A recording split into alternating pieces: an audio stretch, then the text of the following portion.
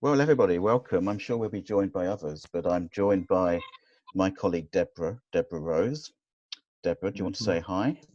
Um, Good morning, everyone. It's a real pleasure to have you here, and we really do welcome your success over the next few weeks and beyond. So it's a real pleasure and privilege to be able to be working with you today. So welcome to today's first session. Absolutely, and you echo that. You are. What's the word?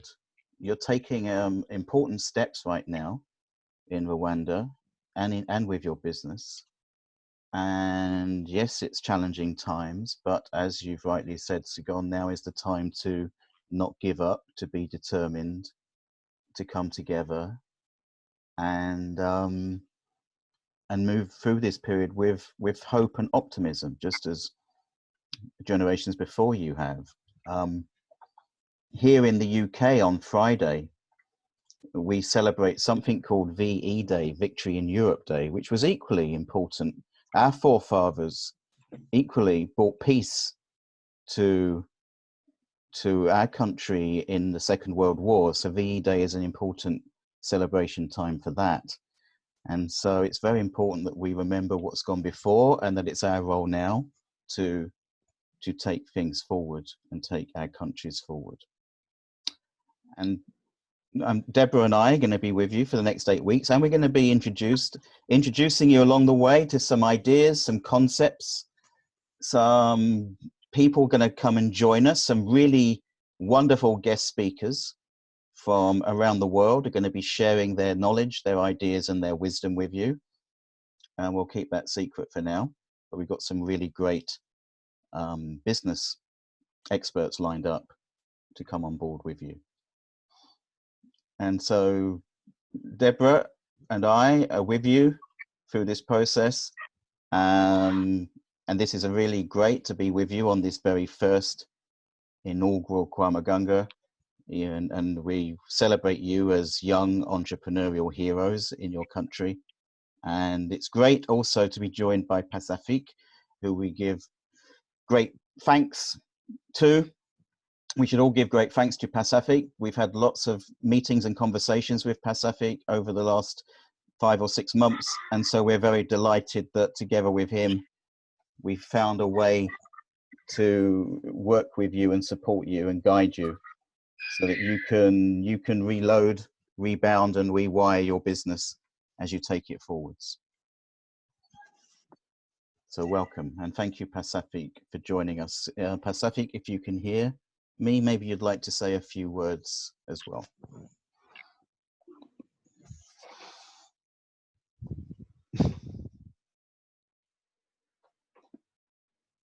Pacific, can you hear us? Can anybody hear me? Yes, I think we can all hear you, right? Okay, great. Christelle, can you hear me? Christelle, can you hear me?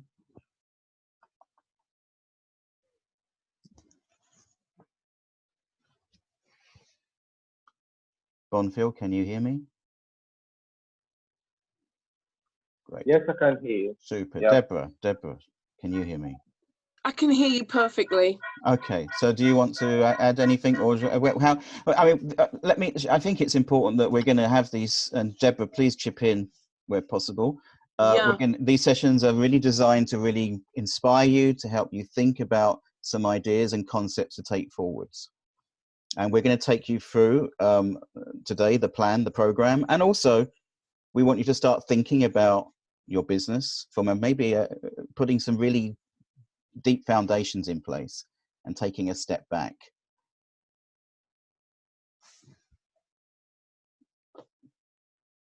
Deborah. No, I wasn't speaking, but I'm in full agreement here. I mean, this is a time for you to rediscover what makes your business tick.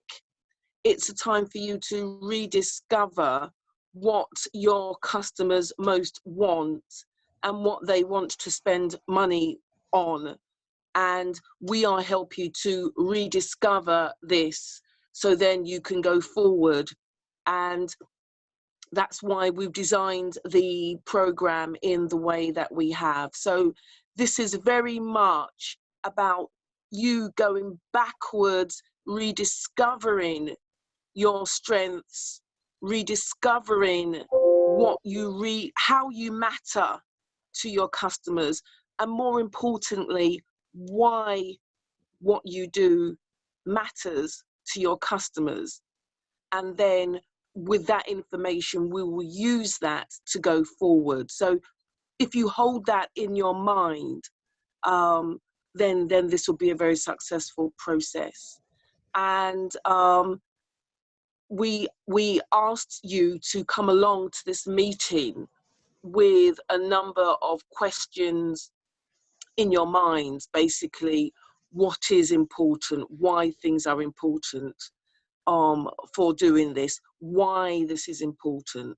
So we'd like you to hold those answers that we asked you to think about, or those questions that we asked you to think about, hold that in your mind as we take you through this journey today. Any thoughts, comments, questions from anyone?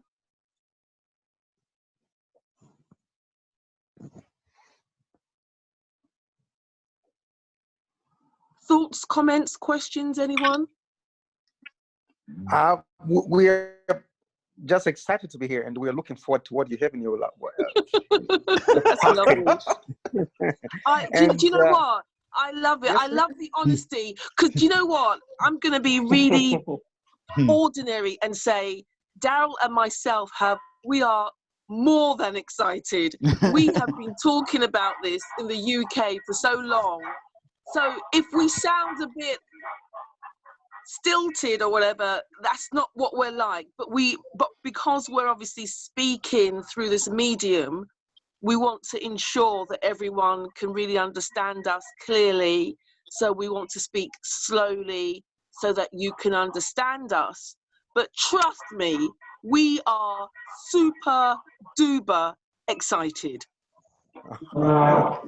No, we are. I mean, this has been, so that's the reason why we are talking a little bit stilted. We have learned through using this medium, and we've used it a lot with our students at the university over the past 6-7 weeks since the lockdown. So we're getting used to this medium that, you know, we have to sometimes talk like this, but we'd really, really love to talk like this and really go, wow, we're really excited.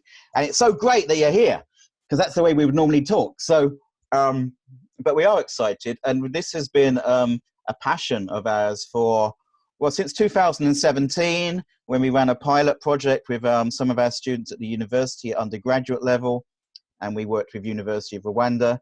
And then we were asked in 2018, well, what can you do further? And then that led to some research and development work in terms of, well, maybe we need to establish an NGO in Rwanda. And then that led to the registration of Shibuka as an NGO just before lockdown on March the 6th. So this has been with us for several years. And, you know, I spend half of my time in Rwanda if I can. I mean, and actually Deborah and I should be with you now. If it wasn't for the lockdown, we would be with you now, probably at the chamber, having a workshop. So this came about because of the circumstances. And I guess this is an example of, what do you do? As you said, Sigon, you either give up, or you look at life differently, and you say, well, okay, what can we do differently right now? So what can we do right now to benefit you in a different way? Because we can't fly, we can't be there physically with you, and this therefore came into being. And we're delighted that you've embraced it, and we're delighted that Pasafik at the chamber and his board embraced it too. So great. Thank you. And there's lots of people as well that you may never see that have contributed to this amazing program. There are lots of people that we talk to, lots of people sharing ideas, and lots of people really excited with us about this program too. So just to let you know that we're recording all these sessions. We'll upload the video version to YouTube. It's also going to be available in audio format. so it's very easy to listen and download as a podcast as well. So you'll always have this information available to you. And we may, as I said, be joined from time to time by other guest speakers, which is very exciting as well. And Deborah, we're very excited about some of the speakers that we've got lined up. Are we not?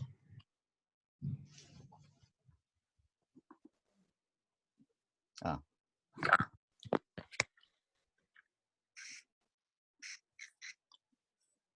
Deborah? I think, yes, I think it would be interesting to know how did you collaborate with Pacific to get to select 7 of us, and why?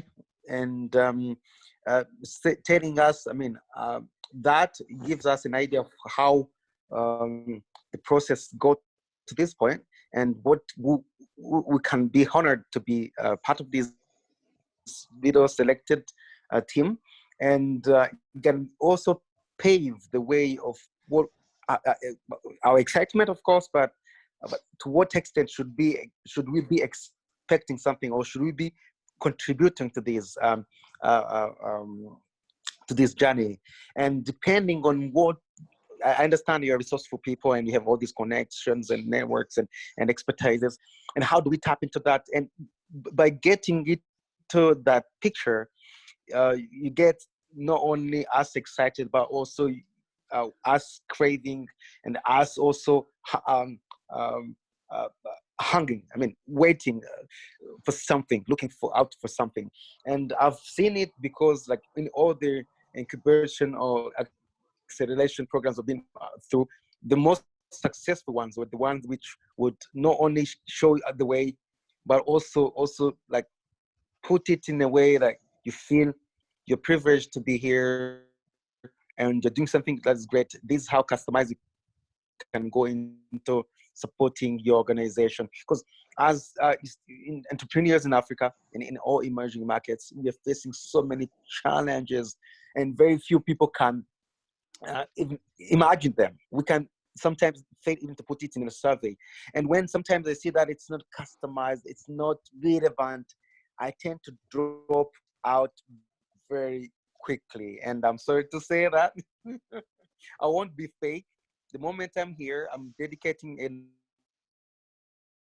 hour to getting things, and I need to make sure that it's the most beneficial way I could use it in my organization, because I have my operations running, and if I can stop, put a pause on me hearing customers coming in, or me hearing my operations crying for support, and to be dedicated to something, I need to find some value, and really extremely in the long run, of course, but also really quick wins. I mean, I need financial modeling. I have someone to link me up to. I need some, like just someone like punching ball, someone who can hear me and give me not an answer, but at least direct me to find a solution. So I need to feel that in this club, and that's the only thing that can also, I mean, get us be excited day after day. I don't know whether I have interrupted, but yeah, that's what my opinion is. You've been very, very, very, very clear. Thank you. Thank you for sharing that enthusiasm. We did have a very long and stringent selection criteria. Daryl can take you through that in more detail. The main thing that we were looking for people who were not simply just going to receive information, but are actually going to be doers.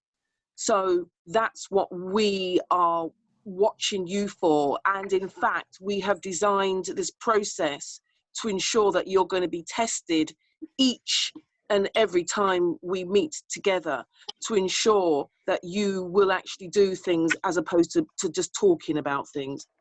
What we've noticed is that there are many people who are wishful thinkers, and also we've noticed some people who crumble in the face of a challenge. What we're going to be doing is constantly giving you challenges which show you that you are equipped. So that's how we are going to be your guide. We're going to help you to tap into that creative ability for you to find those solutions that are facing the African continent and primarily Rwanda.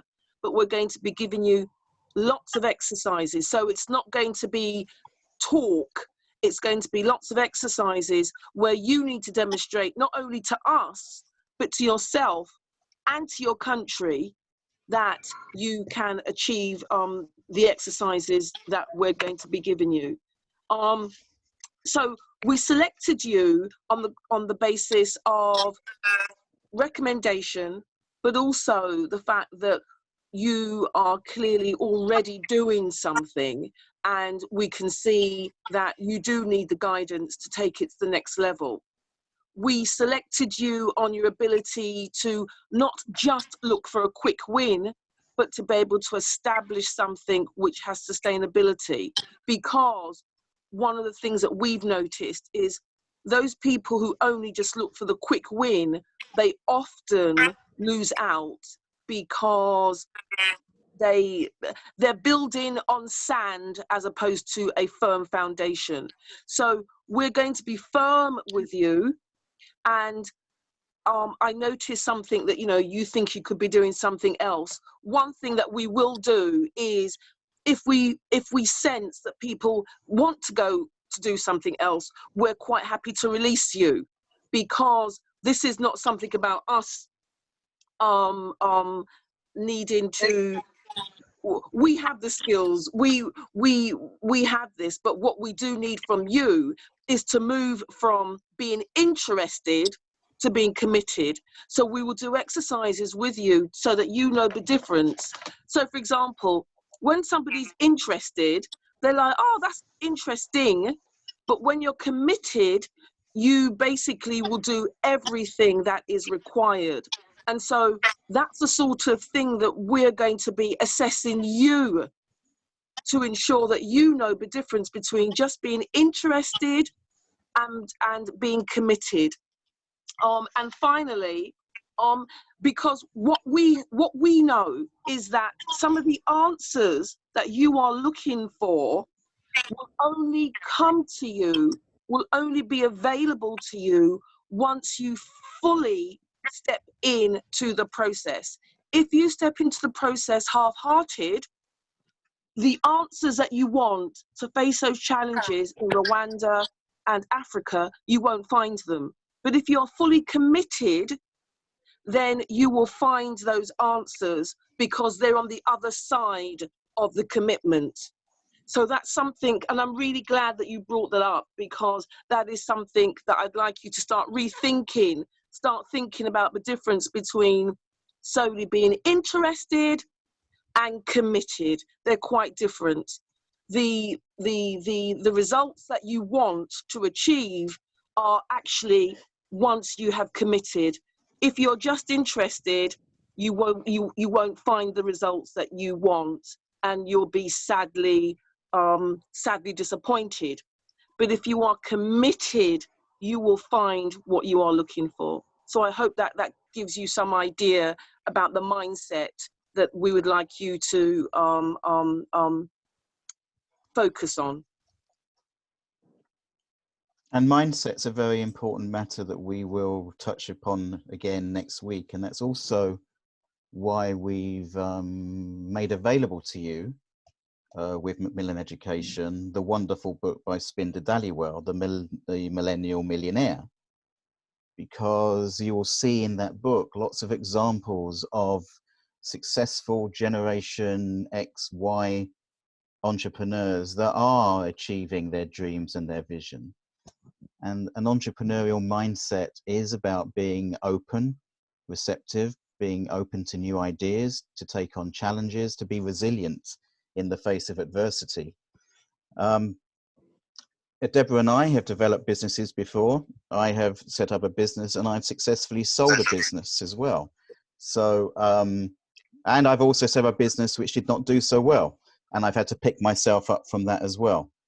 At various times in the journey of developing Shibuka as Rwanda NGO, we also have had ups and downs along the way. And we've seen the ups, we've also seen the downs, we've stepped back, and then we've been resilient enough to find a way forwards because we stepped into the process. We stepped into the process. And if you lean forward, there's a wonderful YouTube video about somebody actually talks about leaning forward into the process. If you step back, you know, you're never actually always going to be committed. I mean, if you step back now, you're too relaxed. But if you're going to be moving into the process, it feels a little bit scary at times, like walking a tightrope, but you are going to get more out of this. And as I will echo what Deborah said, we don't need to prove ourselves, and we're not here to be the heroes. We want you to be the young leaders of your country, and you, helping you and guiding you underneath you as the foundations to take your steps with you. And we'll be with you every step of the way if you're committed to the process. You can be assured of that. And there are many people in the wings waiting to support you as well. So that's our commitment to you. And as I've got up on screen now, and I hope you can see it, is, you know, that our whole raison d'etre is to develop strong, sustainable, made in Rwanda entrepreneurs. Strong and sustainable. Very important. So as Deborah said, this is a test. This is a test. And every step of the way, it's about you inputting. So how many of you who are online now actually did what we asked you to do in putting up your personal introduction on the Padlet? How many of you committed to that? That was an important first test. It tells us about you and your commitment to the process. So, you know, these tests along the way are designed for us to understand more about you. And when you meet your coaches, we want to understand more about you and how we can support and help you. But we are not instructing you. We're not telling you what to do. We're giving you advice, given all the academic, research, and practical experiences and critical incidents that we have been through in our journey to get to this far today. And others will be sharing their experiences with you too. It's how you then reflect on that knowledge, what you take on board, and how you then put it into practice.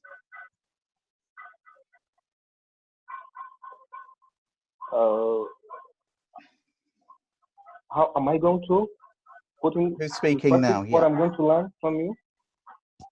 Pardon? Go ahead, Bonfield. Okay, thank you so much.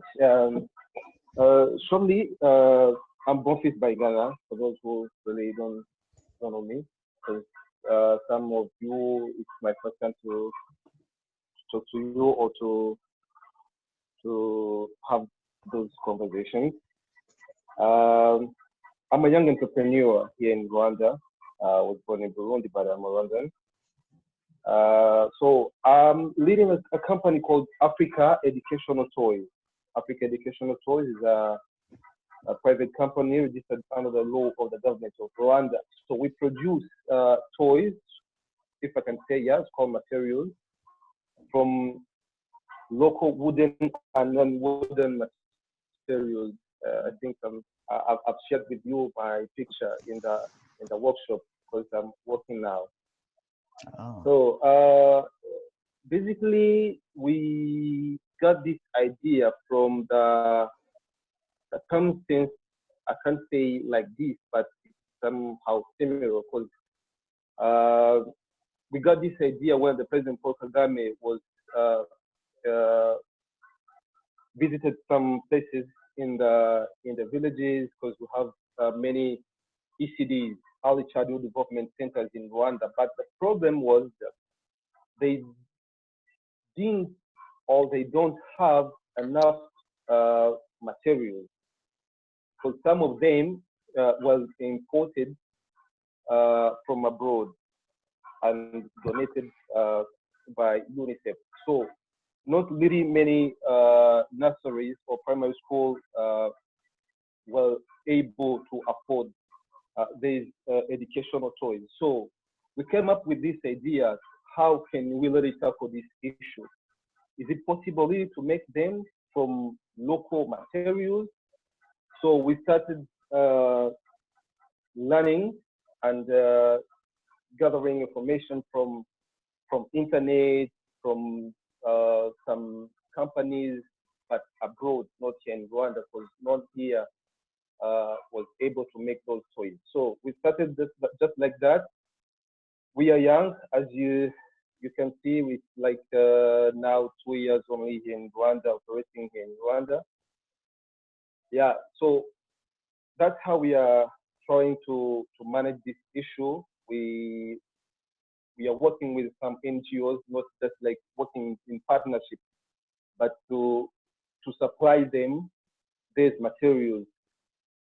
So recently, we've supplied these educational toys in different places in Rwanda, in Bugesera district and Gatsibo district, through Plan International Rwanda.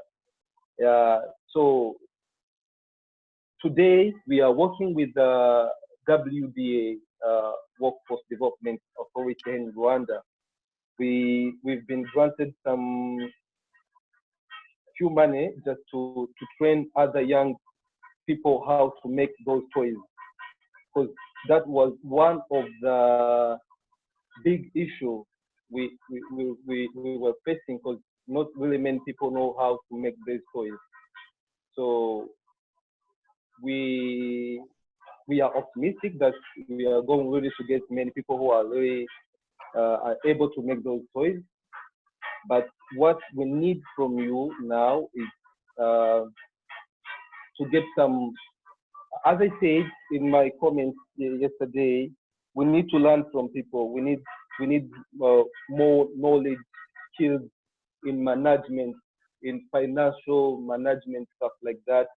How to connect with people who can just not help us to get some money or to grant us money, but to know how to manage even what we have.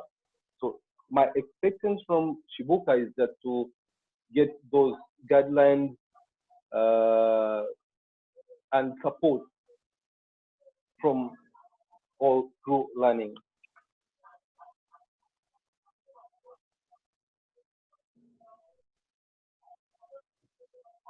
Thank you, Bonfil, for that. And yes, that's what we're here to do. You know, we're taking you through a process.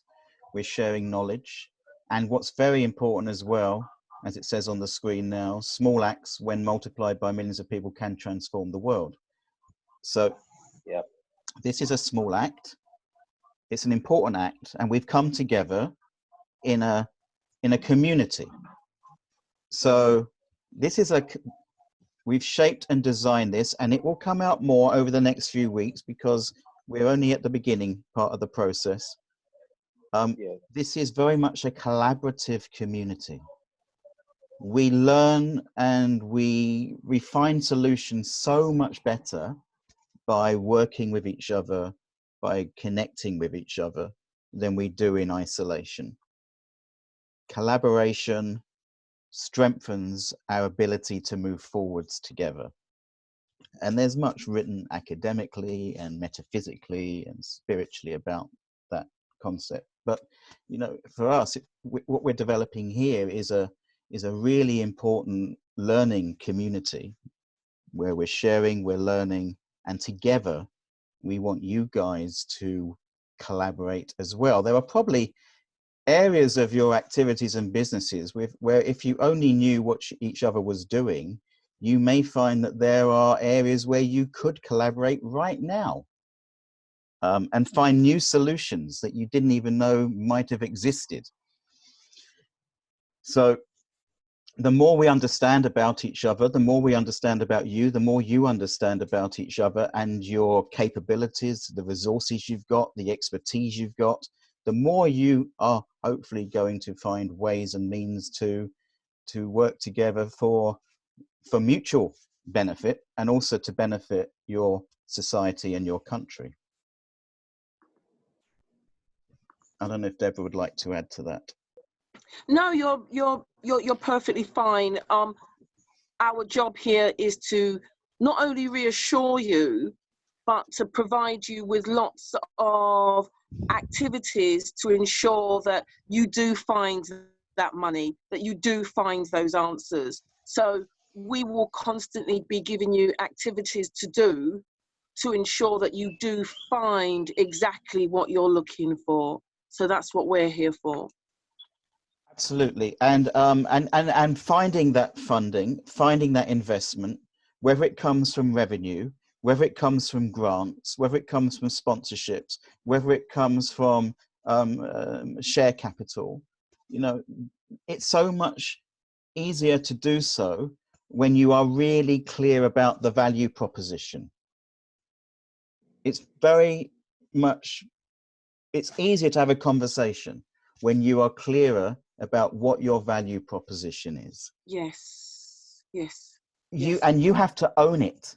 You have to live it. You have to breathe it, touch it, smell it, taste it, because you're wanting other people to buy into you. Not necessarily the things you're making or the products you've got or the ideas you've got, but they're buying into you as an individual. And they want to know how committed you are to your journey. Why should I invest in you? Why should I buy from you? Why should I give you some investment? What are you going to be doing with it? What is your track record? What have you done before that you can point to that tells me now that if I am to give you this investment, that I'm going to see a return on my investment? And also from a Rwandan perspective, what impact are you, how are you contributing to the national strategy for transformation? How are you supporting the social transformation, the economic transformation, the transformational governance pillars? How are you contributing to the sustainable development goals within our country?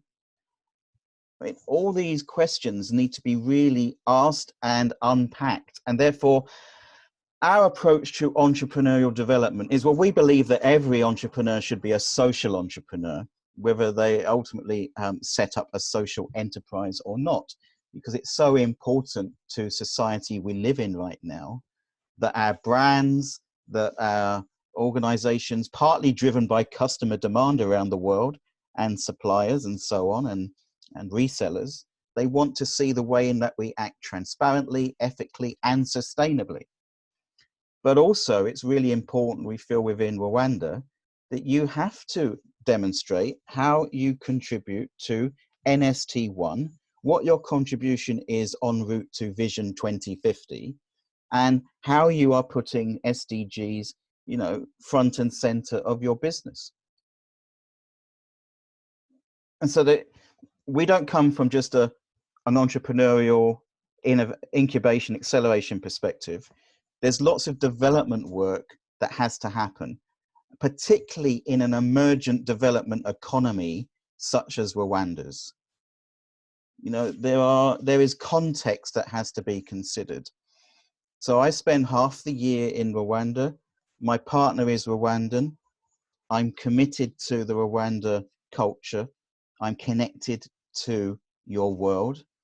And Deborah comes as well, and we engage and we work together with people locally and internationally. But we do say to people internationally, we have to ensure that whatever is delivered in Rwanda, and we're working on a number of other projects at the moment, for example, looking at low-income women in rural communities as a funding research application.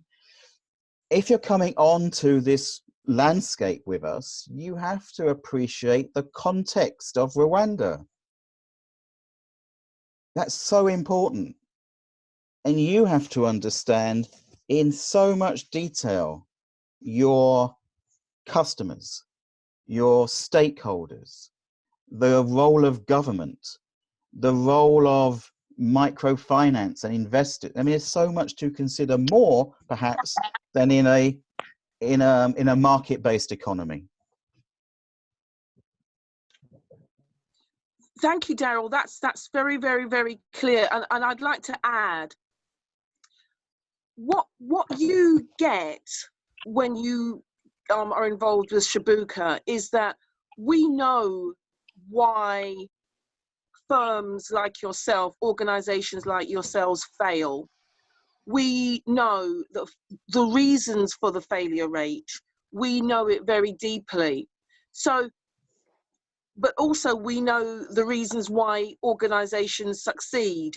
So we will be taking you through exercises which may feel like, oh God, this is just more thinking.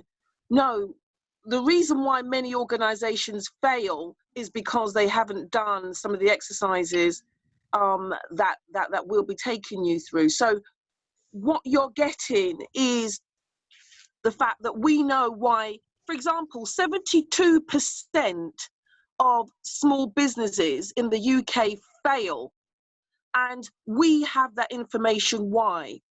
We also know why the ones that do succeed, why they succeed. So we're providing you with the good practice so you can avoid those failures, and then you can experience the success that you want to, because we know, we can hear it from your voices that you really want to make these things work. And we're totally there behind you.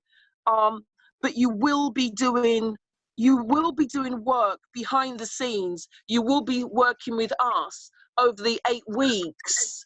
As Daryl has put up the 8-week program, and today is just a welcome, and it's fantastic that you are so open and sharing your views and your concerns. I'm going to be very English here. I'm going to go woohoo, because it really lets us know that you are involved, and we're going to always keep you focused on being committed.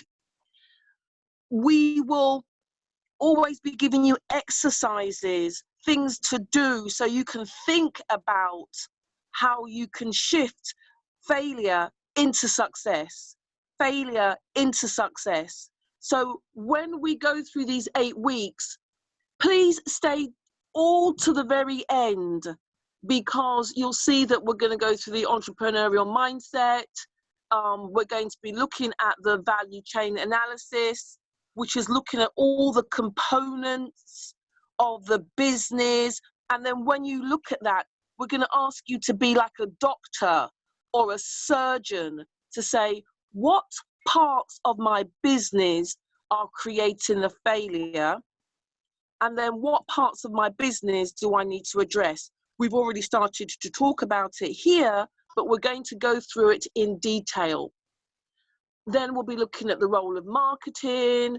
We'll be looking at Made in Rwanda, product development and resilience, and putting it all together. But the thing that I would like you to hold in your mind really clearly and to be reassured is that we know about failure. Daryl mentioned failure, and we've got lots of reasons why organizations fail. We're taking you through a well thought through process so that you're not simply avoiding failure. You'll be able to recognize, this is why I'm messing up here. And then, this is how I can undo this. So you will need to give yourself some patience, give yourself some time to think this through. This is not a quick, rich thing. Do you know those scams? This is not a scam program where you run through it and then, woohoo, I've got the idea. No, you have to go through each stage and open up your mind and think through things. So we will be asking you, but I want to reassure you, from the questions that I'm hearing being asked from, I haven't heard from Priscilla. Pacifica's mentioned very quietly. I can hear Bonfield's lovely voice. And Sagond, Yes, my heart's big for you, because I can hear your massive desire to make things happen. So we can feel this. Now I want you to start thinking about, right, we are on a journey, and we will have to keep on doing the exercises.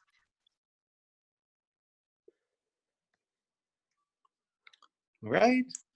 Hello, hi, thank you. Hi, I was just listening to Priscilla. Deborah. Hi. How you doing?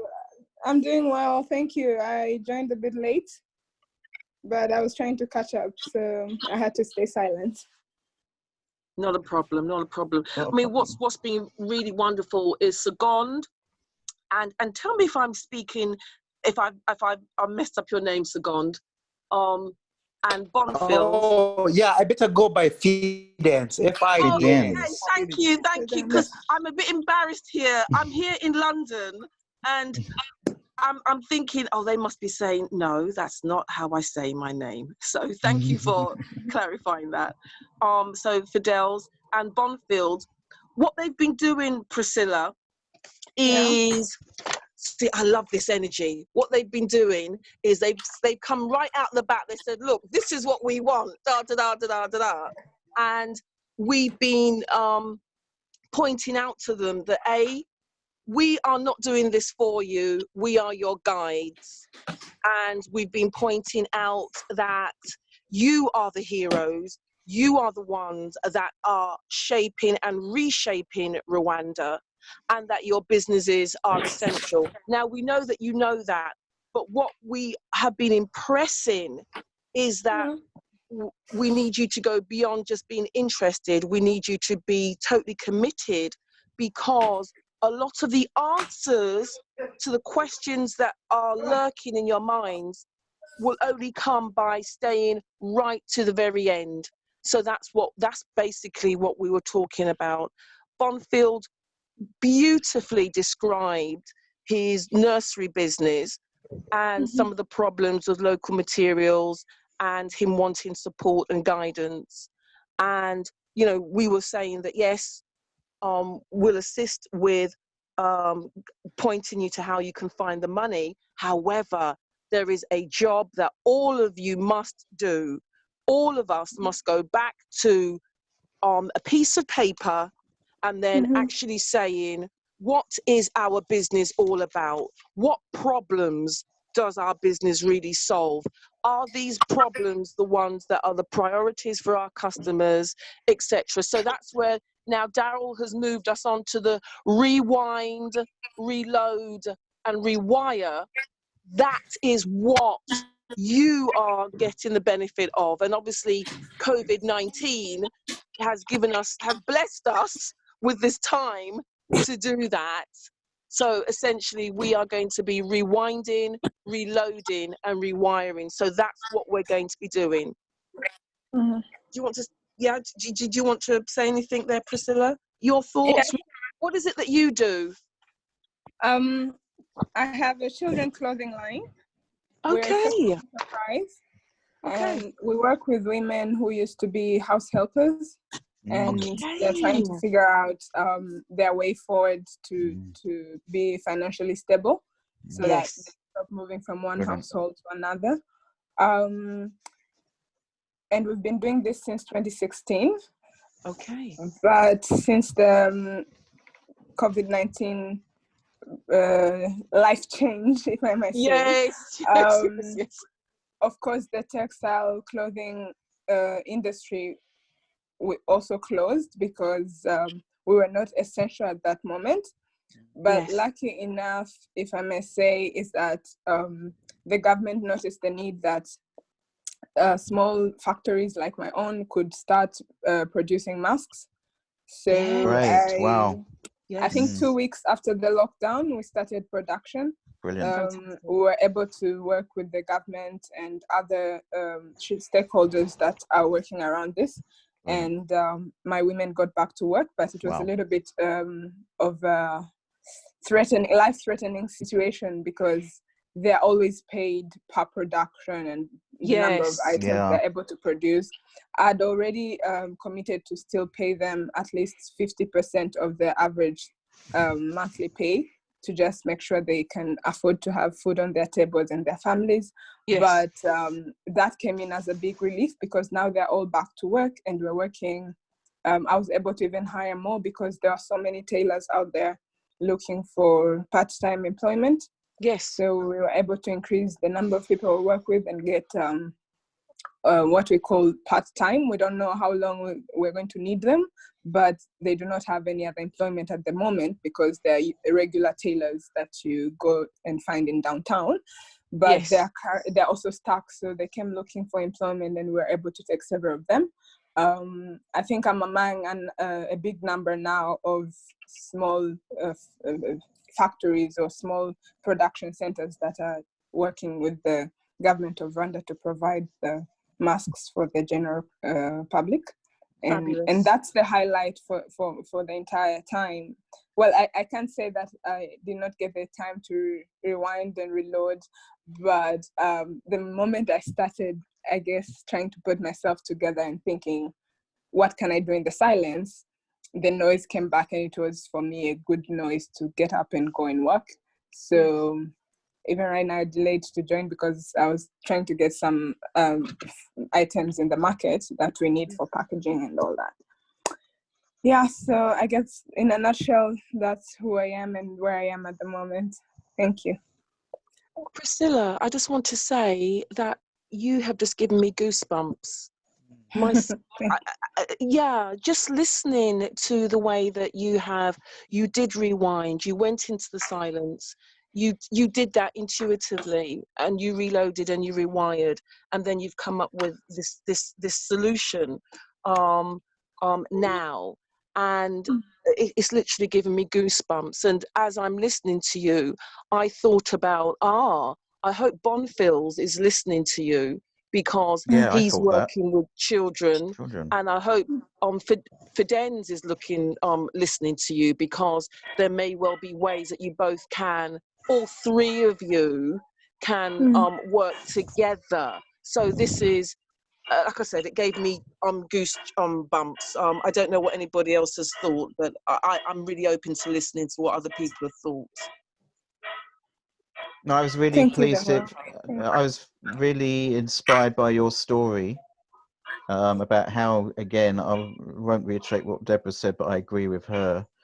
But also, what this demonstrates is how, the need to be resilient, and to see this as it's a dreadful crisis that the whole world's going through, but you've seen it as an opportunity to sustain your business and to ensure that you can keep people in work, which is inspiring. And I also felt as well there was some real commonality between you ultimately reaching similar markets, some of you, to each other, in terms of young children and with clothing or with toys, and how you can, that there may be a product or service development that comes out of something here. We would love to see. So what happens typically in we've seen examples of this, and we've been part of it, where we look for partnerships.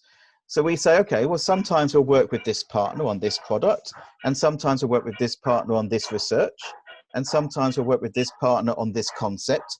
And so that's fine, as long it's your world. And sometimes we'll find out, well, what an interesting, what the customer's looking for is X, Y, and Z, and we have X and a bit of Y, but we have an organization over here that seems to have Y and Z, and maybe there's a way for us to come together in a synergistic way where 1 + 1 = 27 rather than just 2, and we add more value to the customer. So I'm really excited also by what this opportunity presents in terms of collaboration that may come out on the sidelines beyond these workshops and beyond the conversations, that you may find other ways to work together. I'm always... Does Bonfils, I think Bonfils been trying to speak. Sorry, Bonfil. No. Just, I'm hearing from you. Oh, what was I being psychic? I thought I could hear you. You were speaking into my head. No, I could hear you. I could hear you wanting to say, "Hello, Priscilla. How are you?" And really, really, I'm going to talk. I'm going to talk to her in box. Okay. Great. Good. That's what I wanted to hear. I look forward to hearing from you, Bantu. Deborah, that's me. Pardon? Bro, you thought of me. Oh yeah. I'm seeing the connections. I just wanted to see the love. So that's and I could hear you talking to me. I'm so excited, really. Really? I know, but you were being polite. Can I? Did Priscilla and Bonfield? Do you know each other? I'm not sure unless I see a picture. If I see, I could tell. I mean, Kigali, most people know each other. I can tell. I know Fidence from the workspace that we share. Well, as you said, have these conversations offline. There could be some really exciting opportunities emerging out of here. And as we said, later on in the program, we're going to be looking at product innovation, product development as well, which is we could have a whole other 8-week, 12-week program about product development and processes and systems, but we can do what we can do in the 8-week program to inspire you. But that was really great. So thank you for that. Thank you, Nora. Pleasure. I have put up on the screen. Is this yours, Priscilla? Or is this, yeah. See, I didn't. That was serendipity. You see, we put up something here, and so something that Deborah said some time ago, quite rightly, was some of the activities we're going to ask you to do. You may think, oh no, do I really have to do this? Or I know my business, but actually this little template, and how many of you have seen something like this before? Raise your hand if you have. I'll take it. Is it? Yep. Okay. Yeah, we've already seen it a few times, yes. Great, good. And I you've done it before? You've filled it in, you've completed it, you've revisited it? Yes. You've reloaded, you've rewound? Okay, good. So we're going to ask you to do it. I can't say much about revisiting, but I've done it before and not a regular visitor back to my work at that moment. Okay. Well, we want you to, given what is going through right now, we have to accept that there will be a new normal. We don't know what the new normal is going to be there yet, but it will shape and change the way that we operate at any level. Yesterday in this country, definitely, Virgin Atlantic, one of our largest airlines, led by its entrepreneur, Sir Richard Branson, a very famous British entrepreneur. The Virgin brand he's built over many, many, many years, are now saying that they're going to be leaving London Gatwick Airport, and there will be 3,000 job losses. British Airways announced this last week, the same. There will be 2,000 job losses of pilots. Other airlines are saying we cannot operate the way we've ever operated before. And that's in just one sector. And that is, you'd expect those big businesses to be very resilient and have very deep pockets. But even they recognize, and some airlines are going to go out of business. So this is a fact of life that we have to revisit our business models. We have to look at new ways of doing things, and the ways we've done things in the past cannot be under any circumstances the way that we do things going forwards. And so what we want you to do over the next week is to revisit this idea, which we call a social enterprise model canvas. There are other versions called a business model canvas, but we think that for Rwanda, and it's, Priscilla, what you've absolutely said about, supporting low-income women, providing them a role and a job is fantastic, and an opportunity, training and development. We feel more and more, because of the National Strategy for Transformation, because of the focus on Sustainable Development Goals, because of the emergent development economy that is Rwanda, you need to take, we would suggest, a social entrepreneurial perspective. Thinking about SDGs, thinking about your role in community, thinking about also the important business issues of channels to market and your target markets and key resources and critical activities you need to do, but also thinking a bit more broadly about the role of your brand in Rwandan society. And so this is something I'm going to send you out later today. You've all got a link to your own canvas on Padlet. This is your big test, your big activity for the next week. Okay? Thinking about not just what you've done before, but what you now need to do going forwards. Yes, Priscilla. No, I was just agreeing with you, and I realized my hand was still up, so I was putting it down. Okay. So this is something we want you to do over the next week. This is the big activity, and we've put in place just some things for you to think about as you develop this canvas again, and importantly, collaborating if you can. It's great. As we've identified, the wonderful beauty about this type of online community is to share ideas, to work together. You are peers of each other. You're all young business leaders. So maybe you want to pair up with somebody or work with your team within your organization. Could we talk about it now? I mean, we've got David has joined and Christelle has reappeared. So I'm wondering, you know, when we're looking at hi Christelle, hi David. Yeah, hi Deborah. Hi. Go on, you wanted to say something? Yeah, I'm very sorry for joining a little bit late. I've joined around 11 something, but yeah, but I'm catching everything. I was listening by being quiet, so I'm like that student sitting at the back, but paying attention to everything. Yes. The student sitting at the back. We saw you.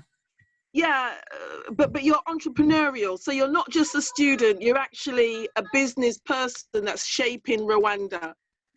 Yes, true. So I'm a young entrepreneur, if I can say. And, yeah, for sure. I have a clearing agents. So what we mainly do, we declare products coming in the country and going outside. So everything. So that's the kind of service that we give. So currently now, what do you mean? What do you mean you clear products? I don't understand. So like for instance, when you bring a commodity in the country, so there's a process that you have to go through. The clearing process, like you have to declare it through the Rwanda Revenue Authority, and you only declare that through agents. So I have an agency known as Uhuru Clearing Agency. So like when you bring products in the country, or even if you want to export it outside the country, there's a process that you have to go through. And you can only go through that with agent, like known agent under Rwanda Revenue Authority. Okay. This is the reason why I mean, that's absolutely essential for us to know each other's businesses. So then when you're talking to each other, you've got some sense of like, oh, I need to talk to that person, vice versa. So thank you very much for sharing that, David. And Christelle, had you shared with us, or is your audio working? Maybe not. Okay. Sorry, Daryl, please continue. I'm just conscious as well of time because I know that we said this would last from about 10 to 11, but I'm very happy to take you through the things we would like you to think about over the next week. Okay. Okay. Sure. So it's here, and Thank you. what we want to do with you, what we want you to do is to, as I said, revisit that canvas, and over today, we'll be sending out to you the link to your own canvas, so that this is going to be, this is almost, I mean, we say to people, this is a foundation. This is the foundations below the house, below the bungalow, below the villa. Without strong foundations, your business is in danger of just crumbling, or has to be rebuilt every couple of weeks, months, years. Yes. And we don't want that to happen. We want this to be a sustainable business that is resilient, that has deep roots. And if you see a really powerful tree in the, it's got really deep roots, and it's really looked after, and it's really cultivated. And at different times it takes on a different look, feel, but it weathers all the storms that is thrown at it because it has very deep roots. And so this very visual tool is also designed in a way to provide you with that foundation, gets you thinking again about your business. And if you've done the model before, great. If you haven't done the model before, you'll enjoy the process and enjoy it and commit to it, please. And it's a time also to think back and reflect on what's gone well and what has not gone so well, but could go better for the future. And we call these critical incidents. Critical incidents can be positive, they can be negative. They can be about achievements that you think, okay, how do we have more of those types of achievements going forwards? Yes. And also in terms of the downside, it's like, well, how do we avoid those and protect ourselves against those going forwards? And even if we do come across them, we're more able to withstand the blows. Yes. Yeah. So really focusing in on the model and being really clear about why your organization exists and what its contribution is to Rwandan society.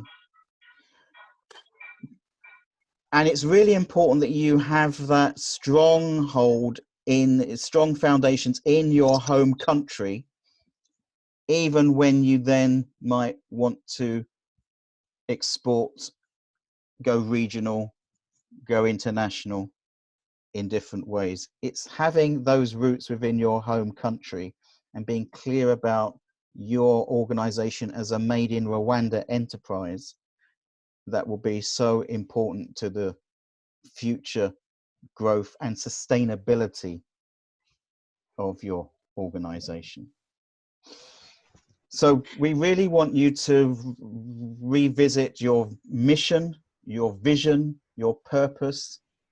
And as you can see on the page, there's a little activity within this, which is something called the Ernest Hemingway Challenge.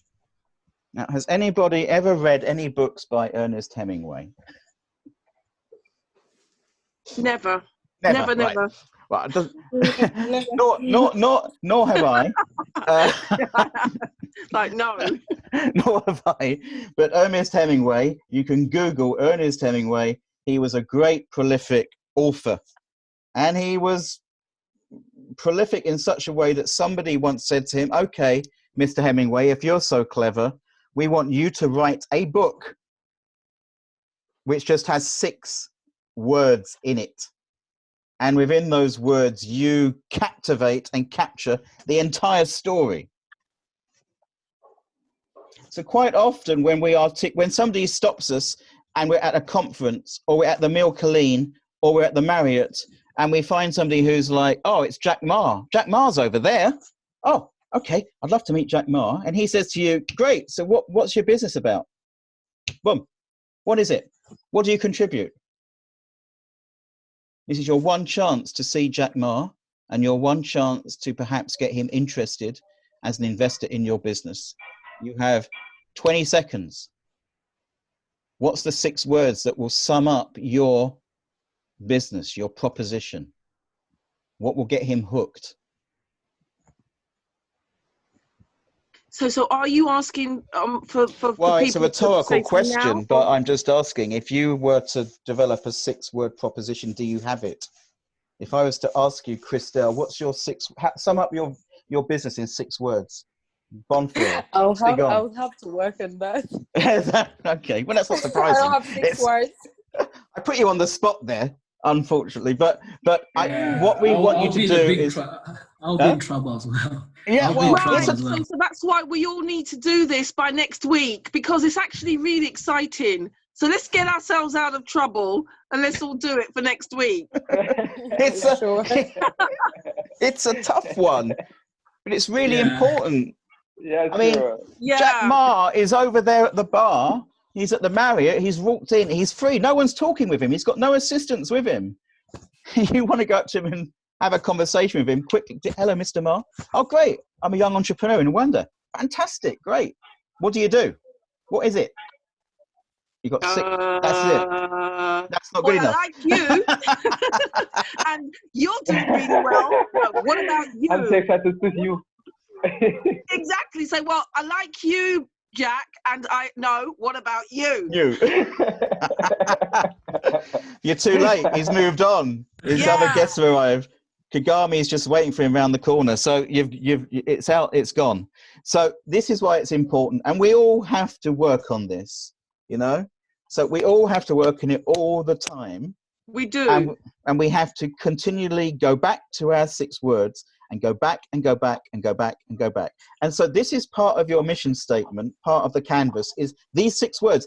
And you may not have them to begin with, and you may have to go through other elements and activities of that canvas. And as you're working your way through the canvas, and by the way, just because the canvas starts on the left-hand side and has columns that go all the way through to the right, do not feel that you have to work from left to right, because this is a very evolving activity. It's not, sequential. Everything has to come together. And so ultimately, out of all that work you do, you then may find that 6 words come into your head.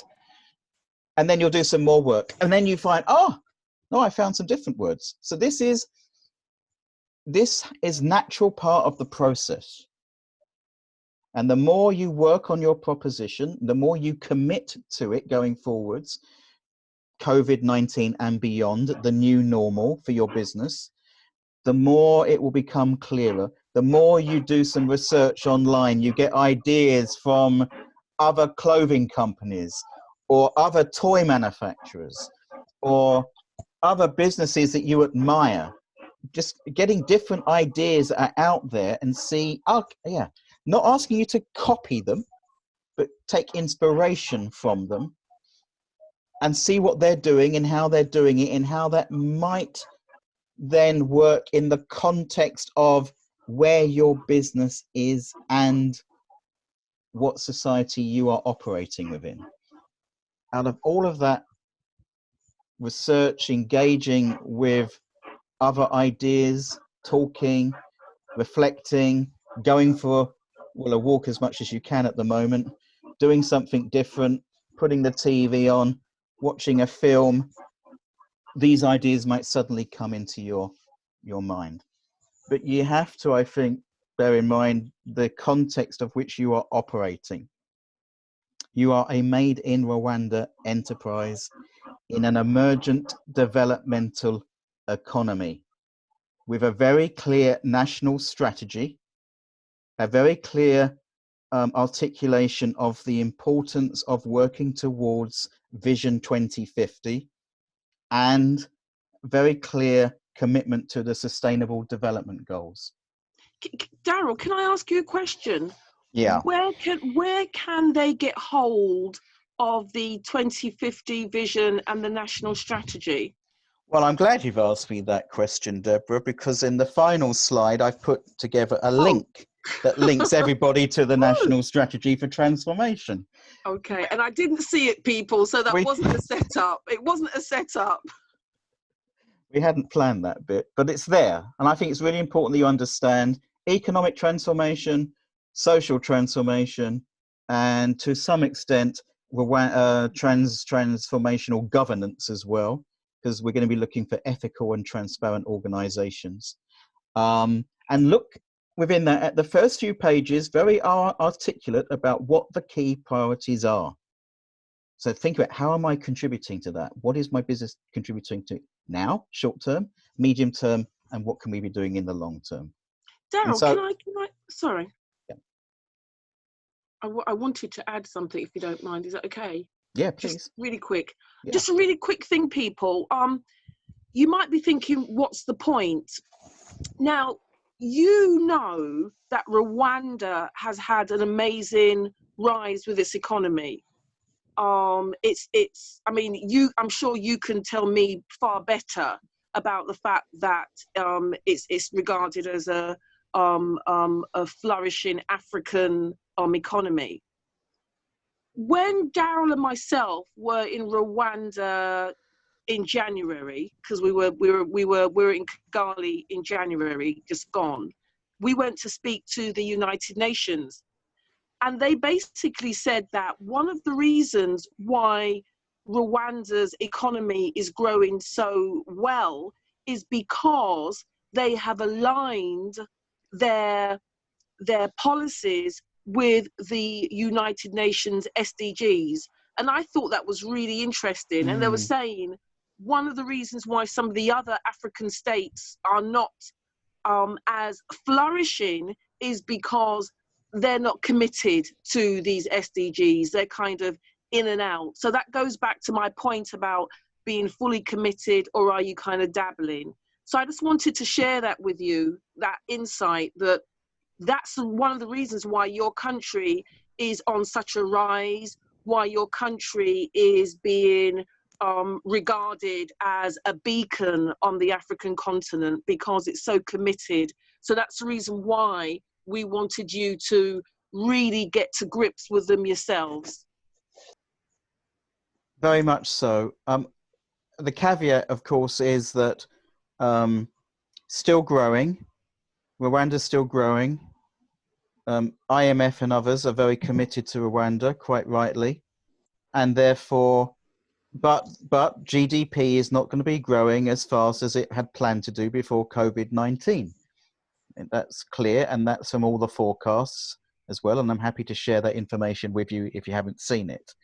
But I think the point that is made in commentary is that, as Deborah has said, it's because of the commitment to SDGs and because of the commitment to very strong governance and leadership that a country like Rwanda, even though it is a tourism-reliant country, and that has to be dealt with as well, and tourism-reliant communities are going to find it very much challenging to recover from the current crisis. It will not be an overnight, for sure.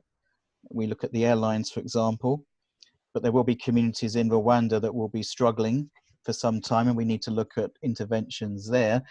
It's the reason why it is, but it is resilient, and it's more able to withstand these shocks than perhaps other African nations because of the measures that it has been putting in place through good governance, through good financial management, and so on. So here, you know, I've taken from the National Strategy for Transformation the key Vision 2050 aspirations on the 5 broad priorities.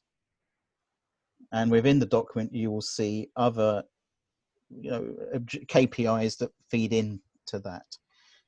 So it's very important, as Deborah said, that you embrace the national strategy and you embrace the UN Sustainable Development Goals.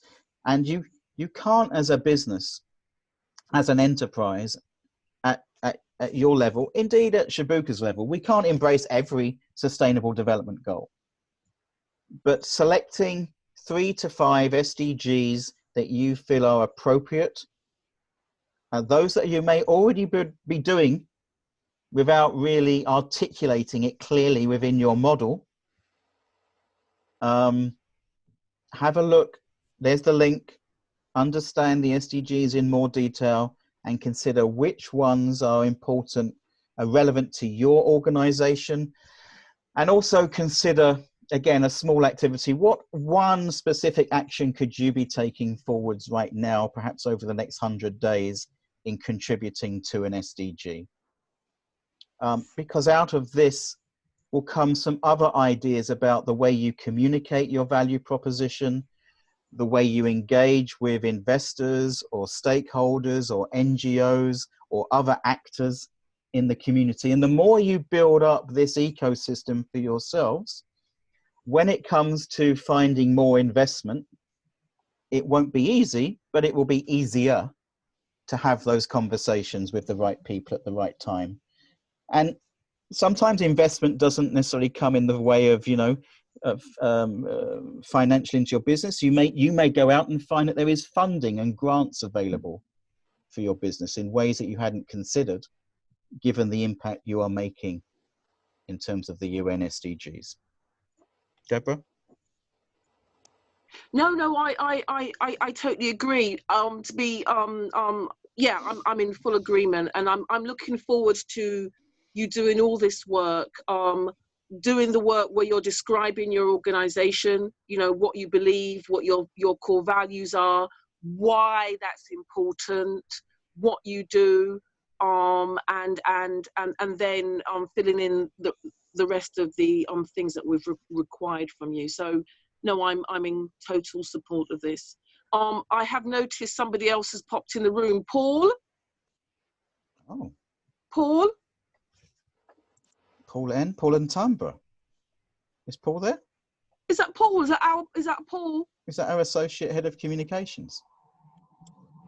Hello, Dario. Hi, Deborah. Oh, he's there. Okay. Hi. Hi, Paul. Hi, Paul. Welcome. Paul, let's introduce Paul Ntamba to you. He's a member of Shibuka. He's the Associate Director of Communications with Shibuka, works closely with Deborah.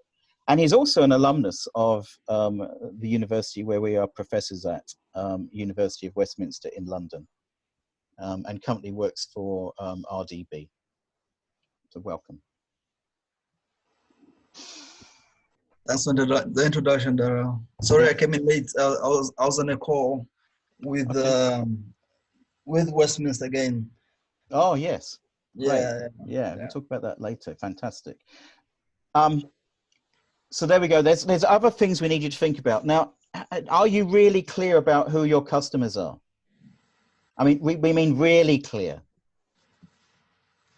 Do you know who they are, what they eat for breakfast, what they watch on TV, how they live their 24 hours, what the problems are that they face throughout the day that you could help them solve, how they get pleasure out of their life, how they live their weekends, which church they go to, what societies they're involved with, where they eat? I'm asking a question. Are you clear about that, David Bonfield? I know who they are, but I haven't figured out what they eat for breakfast. But I guess this is something that I should work on. Yeah, but mainly I know what they do. I know really who they are and what they're looking for. Great, good. Because the clearer you are about your audiences, the clearer you can start to split up this wonderful market that you've got into discrete segments and what they want, what they like, where they're expecting to hear about your products and so on. So we're looking forward to seeing that articulated in your canvas. And it's an area we'll revisit actually later on in the program. It's really important that you are clear about your customers. And this is a lot of work that Deborah does in terms of her work with other people. Deborah, do you want to talk about the value proposition? Because you have a way of, the thing that I really like about what you do is always thinking about this happy ever after. All right, okay, let me go to, oh, my screen, come on screen. Oh, okay.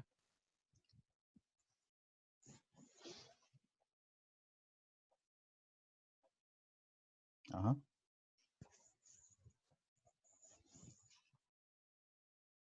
Hello, Deborah? Can people hear me?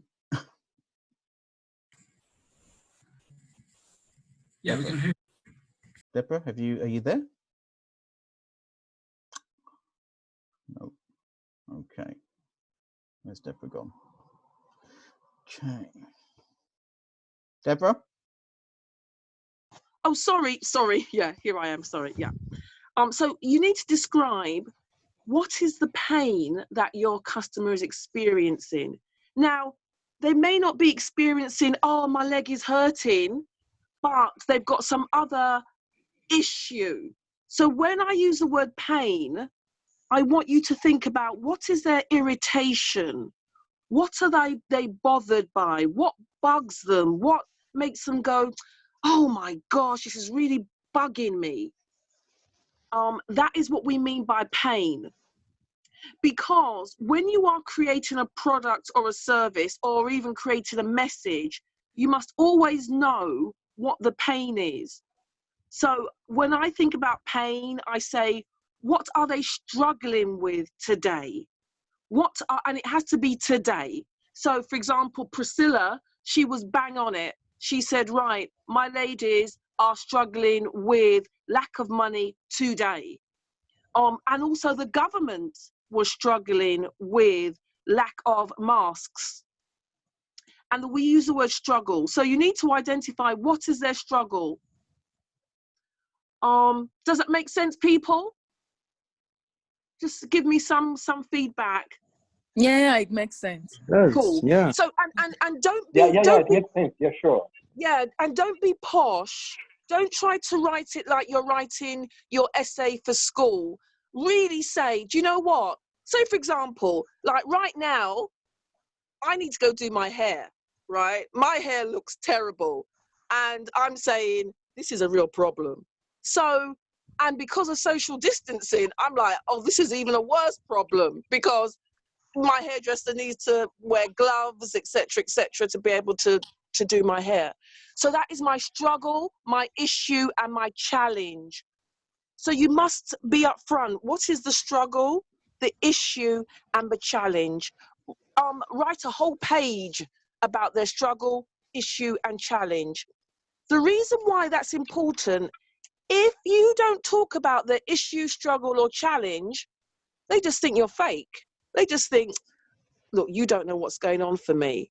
So that's the reason why I loved Fiden. He came out and he straight up said, look, these are my issue, struggle, and challenges. So did David, okay?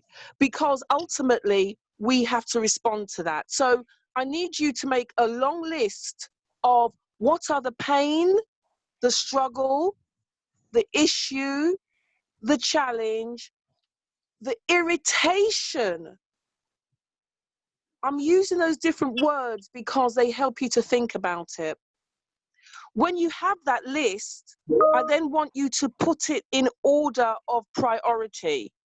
What are the top 3 struggles, issues, challenges, irritations? Put that into order, the top 3, and then we want to know what is the top 1. Yeah? Let me know, does that make sense? Yeah, it does. Yeah? Cool, brilliant. Thank you. So be really clear about that. Now you've got that, then you need to then say, what do you offer to solve that problem? So for example, let me have a look at what some of you do. David, you're offering a system. You're offering a system to solve the challenges that people have when they're bringing products into the country. Okay, so you need to state what exactly is your system. Is it paperwork? Is it sign-offs? What is it that you specifically do to specifically solve each one of the challenges, issues, and struggles? So for example, you might find that somebody does bring the paperwork, but their irritation is the fact that the paperwork gets lost. Yeah? So I want you to think about not only is the struggle and the pain, but what are the things that keep going wrong? What are the mistakes that keep going that you then solve? once you do that, then I want you to say, what is their happy ever after? Now, what do I mean by that? People do not buy your solution. What they buy, people do not buy the fact that you're given paperwork. They buy the fact that you're going to solve their problem. So that's when we use the word promise. Wow. But it's true. I'm not buying your paperwork. I'm like, do you know what? I've got to go get my hair done, yeah? Sort it out for me. Yeah? So really what I'm buying is you solving my problem. And my happy ever after is, woohoo, my products are in the country. And notice I went, woohoo, my products are now in the country. That is my happy ever after.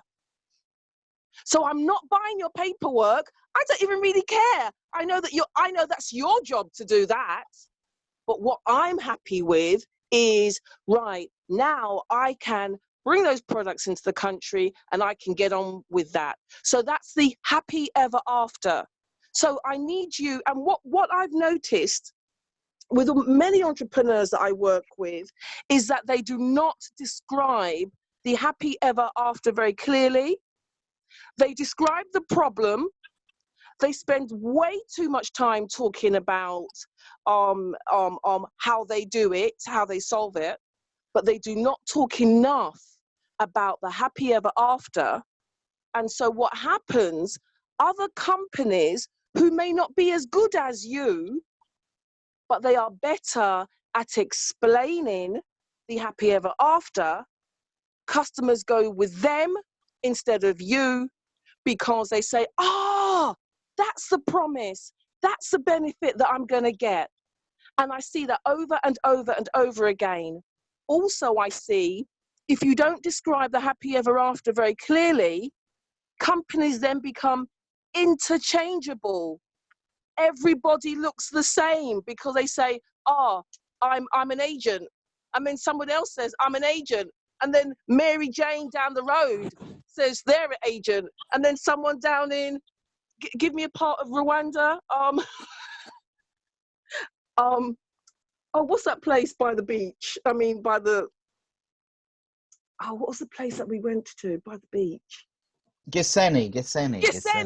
Yeah, someone down in Gisenyi says, I'm an agent.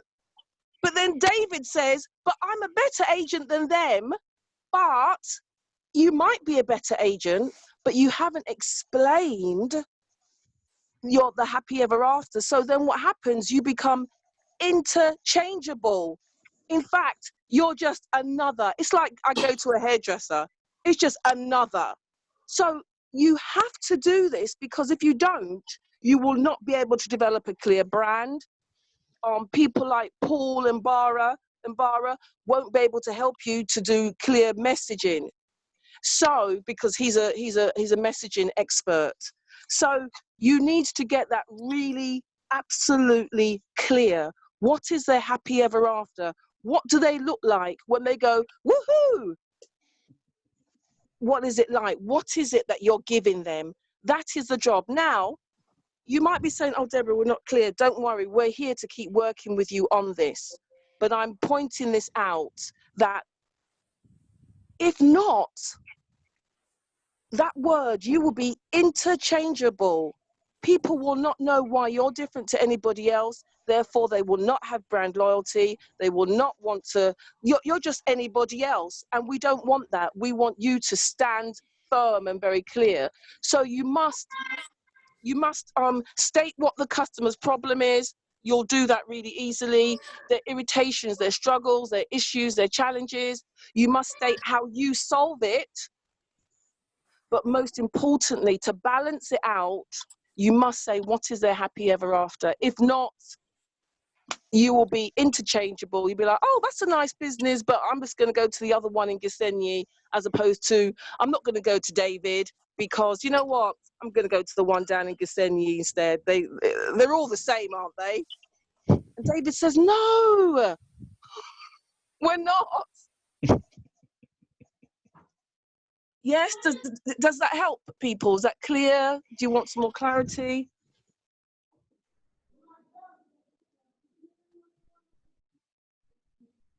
Is that okay with people? That's pretty understanding. Got it.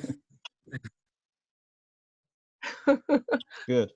I mean, there's a lot we can take you through. I'm just conscious now of time, and you have, you know, you're trying to also run your businesses. So I'm just going to take you through brief. I think there's a lot for you to think about there in those issues alone over the next week as you start to rewind on your business model.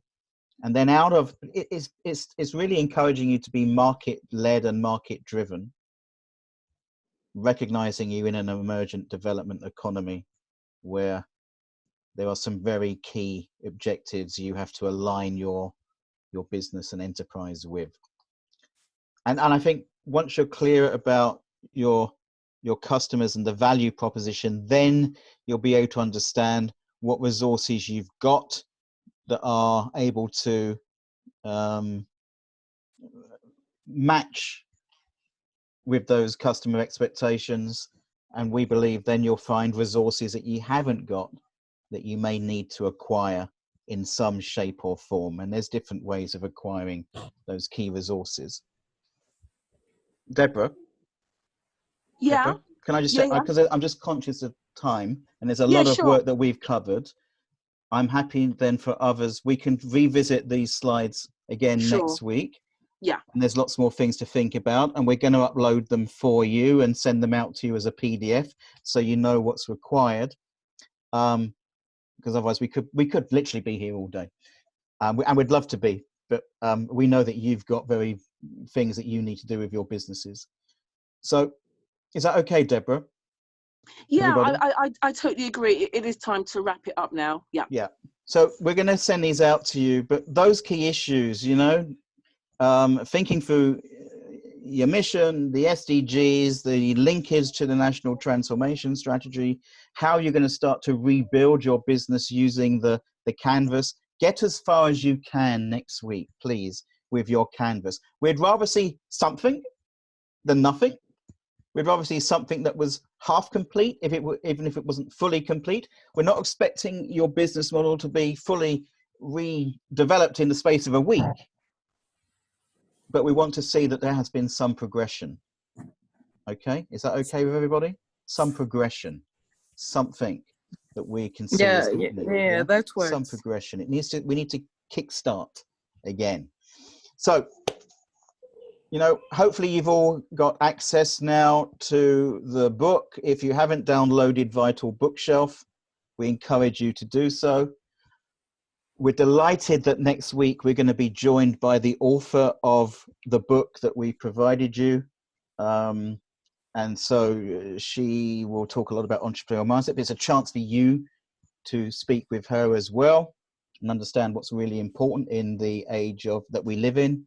And I know she's got some views about the way that millennial entrepreneurs need to move forwards in the time we now live in. Complete the canvas as much as you possibly can. And we do want to see those 6-word propositions. Everyone's gone silent. I like that. Yeah, we'll do that. Are you all on board? Yeah, Daryl, we'll do that. Yeah. Thank you. You're going to do that? We're here. We're still here. Yeah. We're all together? Yeah, we're all together. That's good to hear. We are. And we're delighted to be with you on this very transformative part of our journey on this planet. Okay. Deborah, do you have any final thoughts? And then we'll open it up. It's just a real pleasure, and I look forward to next week. Everybody, you know where we are. We'll keep in touch on WhatsApp. We will send this recording out to you. We wish you a good week. Keep in touch. Any questions you've got, you know where we are. And we certainly look forward to engaging with you again next week. Thanks, Daniel. Thank you so much. Thank you very much, Darren. Thank you. Take care. Bye. Take care. Bye. Thank you, everyone. Bye. Take care. Bye. Bye.